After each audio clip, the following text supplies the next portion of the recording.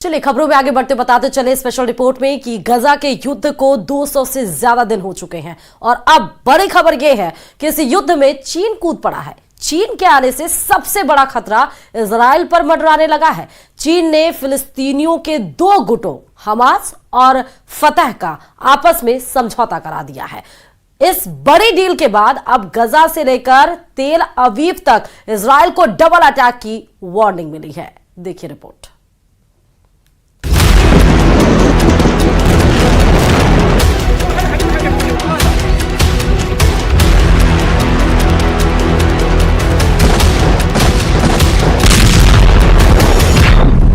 Gaza युद्ध में कूदा चीन, अब फंस गया इजराइल।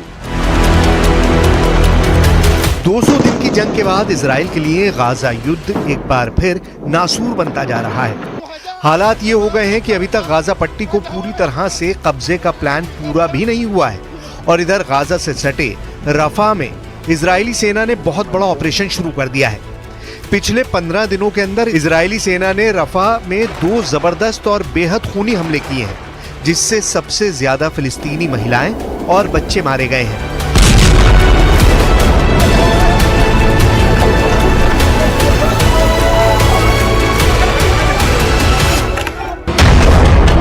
लेकिन इस बीच हारते हमास ने चीन की मदद से ऐसा कदम उठाया है जो इजराइल पर बहुत भारी पड़ सकता है।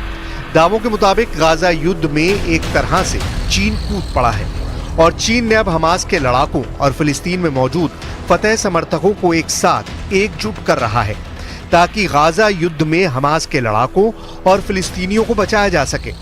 हम आपको बता दें कि इजराइल के 2 दुश्मनों की चीन ने दोस्ती करा दी है। हमास और फतह अब मिलकर इजराइल का मुकाबला करेंगे। हमास फतह एक साथ, रफा में डबल अटैक। 应中方邀请，巴勒斯坦民族解放运动和伊斯兰抵抗组织代表日前来京磋商，就推进巴内部和解、深入坦诚对话。 हम आपको बता दें कि फिलिस्तीन में 2 गुट हैं जो फिलिस्तीनियों के हक के लिए जंग कर रहे हैं। ये हैं फिलिस्तीनी समूह फतह और हमास। फिलिस्तीनी समूह फतह और हमास लगभग 2 दशक से एक दूसरे के कट्टर दुश्मन रहे हैं, लेकिन अब चीन ने इजराइल के खिलाफ फिलिस्तीनी समूह फतह और हमास को एक साथ ला दिया है। दोनों को इजराइल के खिलाफ एकजुट कर दिया है। चीनी विदेश मंत्रालय के प्रवक्ता लिन जियान का दावा है कि फिलिस्तीनियों की खातिर फतह और हमास ने दुश्मनी भुलाकर एक दूसरे से हाथ मिला लिया है ताकि इजराइल के हमलों का मुकाबला गाजा और रफा में किया जा सके। أما بالنسبة للي بنسمع عن فتح وحماس وبصير اتفاقيات والاجتماعات في الصين وشيء، أنا بتمنى يا رب، أنا مع الصين يا رب إنها توقف جنبنا وتسندنا، إحنا غلابة برضه بدنا نعيش. نأمل أن يبنى على ما تم الاتفاق عليه سابقا في هذه اللقاءات وأن نبدأ صفحة جديدة خاصة في ظل هذه। अब आप ये भी जान लीजिए कि हमास और फतह के समझौते से इजराइल को क्या नुकसान होगा। पश्चिमी मीडिया के मुताबिक और कुछ गाजा युद्ध के जानकारों के मुताबिक अभी तक इजराइल की खुफिया एजेंसी मोसाद और शिन बेत गाजा में इसलिए कामयाब हो रही हैं क्योंकि हमास लड़ाकों की मुखबरी में फिलिस्तीनी गुट फतह समर्थकों का जबरदस्त हाथ था जो हमास के टॉप कमांडर्स की मुखबरी कर रहे थे। लेकिन समझौता हो जाने के बाद अब हमास और फतह समर्थक मिलकर इजरायली सेना पर हमला करेंगे क्योंकि रफा में इजराइल ने हमले बहुत तेज कर दिए हैं।